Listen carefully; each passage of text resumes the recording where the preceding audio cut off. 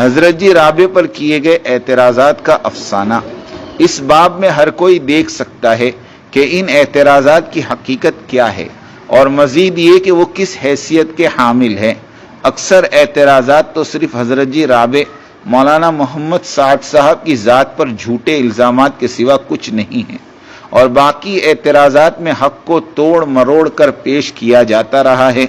یہی وجہ ہے کہ ان اعتراضات نے حضرت جی رابع کی معنویت کو کمزور نہیں کیا، اور نہ ہی یہ اعتراضات حضرت جی رابع کو غلط ثابت کر سکے۔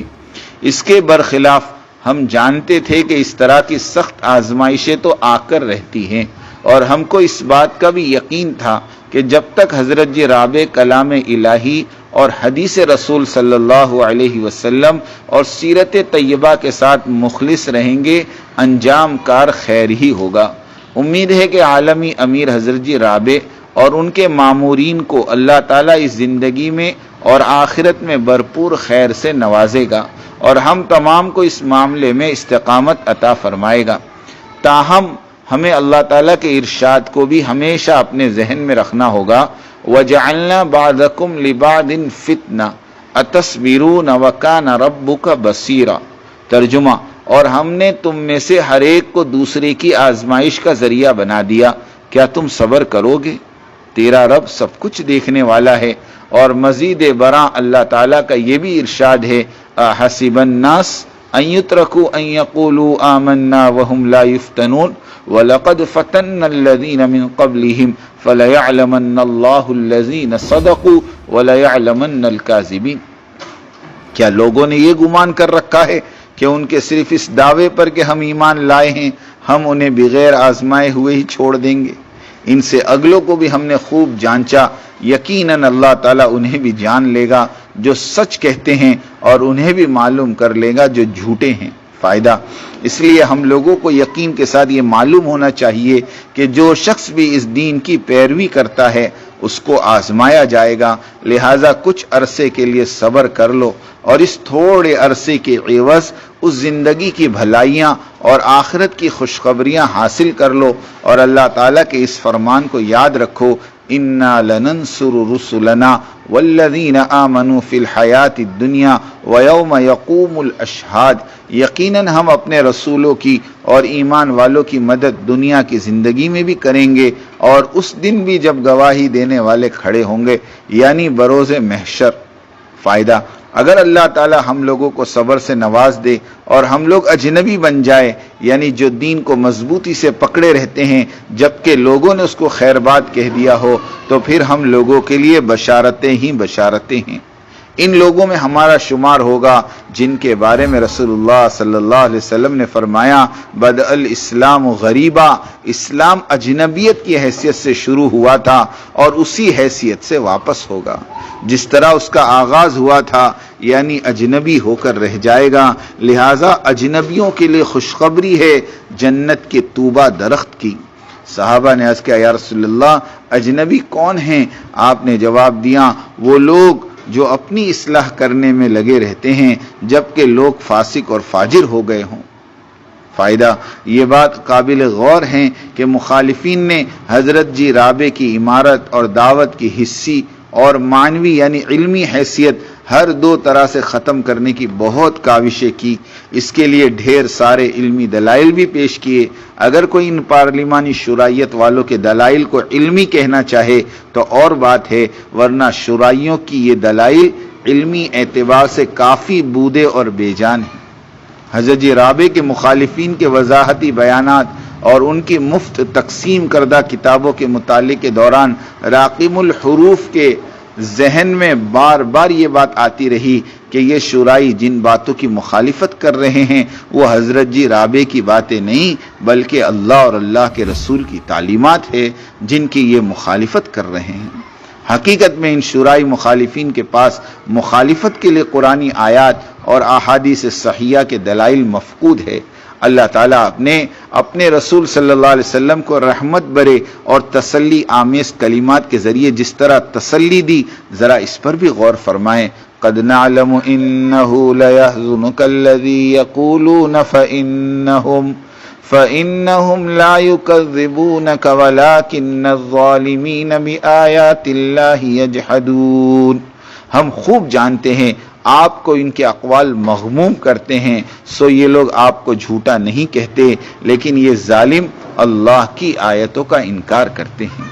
وَلَقَدْ كُذِّبَتْ رُسُلٌ مِّن قَبْلِكَ فَصَبَرُوا عَلَىٰ مَا كُذِّبُوا وَأُوذُوا حَتَّىٰ أَتَاهُمْ نَصْرُنَا وَلَا مُبَدِّلَ لِكَلِمَاتِ اللَّهِ وَلَقَدْ جَاءَكَ مِن نَّبَإِ الْمُرْسَلِينَ. اور بہت سے پیغمبر جو آپ سے پہلے ہوئے ان کی بھی تکذیب کی جا چکی ہے، سو انہوں نے اس پر صبر ہی کیا، ان کی تکذیب کی گئی، ان کو ایذائیں پہنچائی گئی، یہاں تک کہ ہماری مدد ان کو پہنچی، اور اللہ کی باتوں کا کوئی بدلنے والا نہیں. اور در حقیقت آپ کے پاس بعض پیغمبروں کی بعض خبریں پہنچ چکی ہیں. فائدہ: در حقیقت حضرت جی رابع کا منہج اور راستہ رسول صلی اللہ علیہ وسلم اور حضرات صحابہ کے منہج اور اطاعت پر مبنی ہے. یعنی ایسی صورتحال میں جب لوگ قرآن اور سنت اور سیرت کے مطابق سچی دعوت کی طرف رجوع کرتے ہیں تو ان پر طرح طرح کی اذیتیں اور طرح طرح کے لیبل چسپاں کیے جاتے ہیں. جو سابقین داعیوں مثلا شیخ ابن تیمیہ وغیرہ اکابرین دعوت پر لگائے گئے تھے اور آپ کے معتقدین پر چسپاں کیے گئے تھے، اس دور میں ان کو وہابی اور بڑوں کے نہج سے ہٹ جانے والا کہا جاتا تھا. آج وہی الفاظ اور ٹائٹل امیر عالم حضرت مولانا سعد صاحب دامت برکاتہم پر کسے جاتے ہیں. اس کے باوجود حضرت جی رابع مولانا سعد صاحب اور آپ کے رفقا اسبروا وصابروا ورابطوا کی عملی شکل کو پیش کرتے ہوئے سارے عالم کے دعوتی کام کو اور دعوتی ساتھیوں کو مرکز نظام الدین سے جوڑے رکھا، اور بھولے سے بھی نہ تو مخالفین کا کبھی مقابلہ کیا، نہ کبھی شکوہ کیا، اور نہ ہی کوئی وضاحتی بیان دیا. اس طرح حالات کو موڑنے میں اور دعوتی کام کو نہج ما انا علیہ و اصحابی پر لانے میں کامیاب ہوئے. صرف ہند اور سندھ ہی نہیں بلکہ ساری دنیا کے 210 ملکوں کے خطے ارضی پر مختلف فکروں اور کوششوں سے اور متوجہ اللہ رہ کر بڑے ہی صبر اور تحمل کے ساتھ مسنون دعوتی ترتیب کو بحال کیا، جو اس صدی ہجری کا سب سے بڑا کارنامہ ہے. مبارک ہے وہ ساتھی اور علماء اور پرانے حضرات جنہوں نے حضرت جی رابع کے شانے بشانے کھڑے ہو کر اپنے اپنے ملکوں میں اس دعوت مسنونہ یعنی عمارتی نظام کو قائم کیا، رواج دیا. اس کام کے خاطر جیل خانے بھی گئے، پولیس اور ایجنسیوں کی سختیاں، شورائیت والوں کی طرف سے سختیاں اور دھمکیاں اور ایذا رسانیوں کو بھی برداشت کیا. یہ واقعہ ہے کہ حق پر چلنے والوں ہی پر سب مصیبتیں آتی ہے. انگریزی ہندوستان میں علماء حقانی ہی طرح طرح کی مصیبتوں کا نشانہ بننے رہتے تھے. حضرات نانوتی، گنگوہی، مدنی رحمہم اللہ اجمعین پر ڈھائی گئی صعوبتیں اس کی زندہ مثال ہیں. اور باطل فرقے والے مثلا قادیانی، پرویزی، شیعہ، بریلوی، ان فرقوں کا ماننے والا سکون سے جیتا تھا. ان میں سے کسی کو کبھی جیل نہ ملی، نہ ہی مقدمے ان پر چلے، نہ ہی ایجنسیوں نے انہیں پریشان کیا. البتہ یہ سب ادارے ان باطل فرقوں کی پشت پناہی کرتے تھے. بالکل اسی طرح آج کے شورائیت والوں کا حال ہے. نہ ان میں سے کسی نے جیل دیکھی، نہ قید کیے گئے، نہ مارے گئے. بالکل اسی طرح محفوظ اور مامون رہے جس طرح سابقہ دور میں سابقہ باطل فرقے تھے. اور عمارت والے جیلوں، کوٹ کچہریوں میں کبھی گنڈے انہیں دھمکاتے ہیں تو کبھی ایجنسیاں. آج بھی مسلمان ہماری اس بات پر ایمانداری کے ساتھ غور کر لے تو عمارت کی حقانیت اور شورائیت کے باطل ہونے کا فیصلہ خود کر سکتے ہیں. اسے کسی اور دلیل کی بھی قطعاً کوئی ضرورت نہیں رہے گی، اس لیے کہ حضور صلی اللہ علیہ وسلم کے وقت سے لے کر آج تک حق والوں کے ساتھ یہی سلوک ہوتا رہا ہے. ہند و پاک میں ڈھونڈنے سے بھی کوئی ایک شورائی بھی ایسا نہیں ملے گا جس کو قانون، پولیس، ایجنسیوں نے قید کیا ہو، یا اس کے گھر پر جا کر اہل خانہ کو پریشان کیا ہو، یا کسی اور طرح سے ستایا گیا ہو. اس سے بڑھ کر اور کیا دلیل پیش کی جا سکتی ہے عمارت والی تبلیغ کے حق ہونے کی؟ ظاہر ہے کہ حضرت جی رابع اور ان کے مشورے والی جماعت کے رفقا نہ پیغمبر ہے نہ ہی ان تمام کی اصلاح وحی کے ذریعے کی گئی ہے، اور حضرت جی رابع کے اقوال اور اعمال بھی اسی طرح نافذ العمل بھی نہیں ہیں جس طرح قرآن اور سنت کے حکام ہیں، لیکن قرآن اور سنت کے دائرے میں رہتے ہوئے حضرت جی رابع کی کاوشوں پر نظر کرنا ہی ہمارا مقصود ہے۔ یہاں یہ دیکھنا ضروری ہے کہ کس طرح حضرت جی رابع نے قرآن اور سنت اور سیرت کی تعلیمات کو اپنے ماحول میں نافذ کیا۔ حضرت جی رابع نے کوئی نیا دین یا نیا منہج پیش نہیں کیا، بلکہ قرآن اور سنت کی جانب دعوتی کام کو موڑا اور احباب کو اس بات کی طرف بلایا۔ سب نے قبول کیا، خود بھی صحیح طور پر اس اسلوب دعوت کو سیکھا۔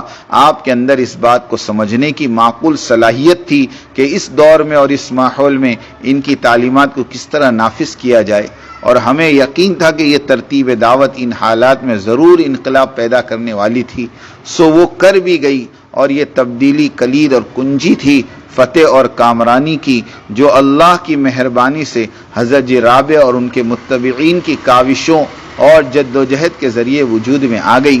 اللہ رب العزت اسے اپنے فضل و کرم سے آباد اور شاداب رکھے۔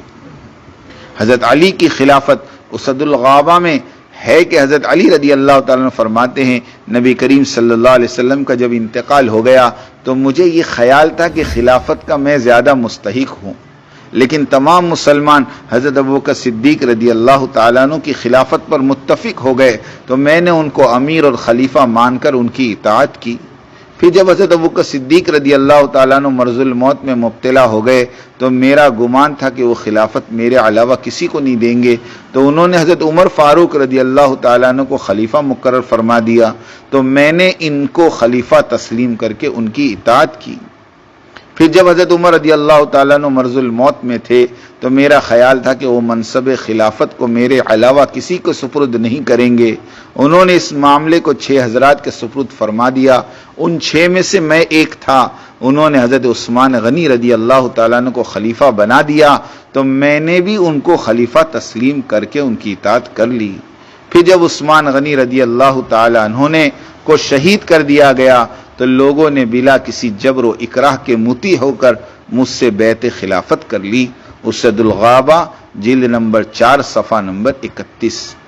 المومن مبتلا، مومن ہمیشہ آزمائشوں، مصیبتوں اور تعب و تھکن میں مبتلا رہتا ہے۔